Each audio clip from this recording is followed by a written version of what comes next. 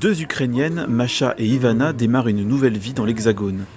Suite à la guerre, cette mère et sa fille ont rejoint la France en passant par la Moldavie. Élise Bess, directrice de la société de distribution Générique, a recruté les deux femmes malgré la barrière de la langue. L'avantage, c'est que sur une chaîne logistique, on travaille beaucoup par numéro. Donc ça leur a permis dès le début en fait, d'être vite intégrés et vite efficaces. Nous emballons les marchandises selon les factures et les mettons dans une boîte. C'est très simple et facile, même si nous ne connaissons pas le français. Nous pouvons faire facilement notre travail malgré une communication limitée. En Ukraine, Masha travaillait dans la restauration et Ivana était commerciale. Leur métier de préparatrice de commandes est aujourd'hui bien différent.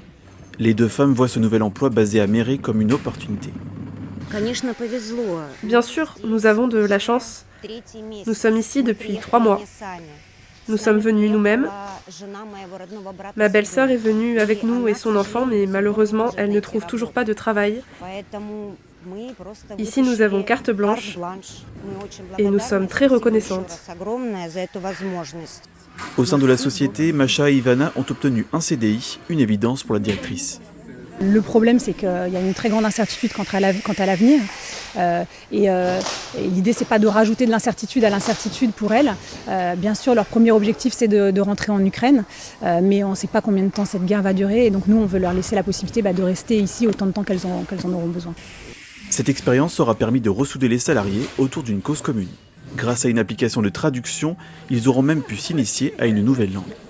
Ils échangent avec leurs collègues, chacun apprend des mots, elles apprennent bien sûr le français, leurs collègues apprennent des mots en ukrainien et voilà, ça se fait dans une ambiance très collaborative et sympa. Depuis leur arrivée en France, Masha et Ivana ont été hébergées au sein d'une famille d'accueil au Ménul dans les Yvelines. L'objectif des deux femmes est de rentrer en Ukraine dès que le conflit sera terminé.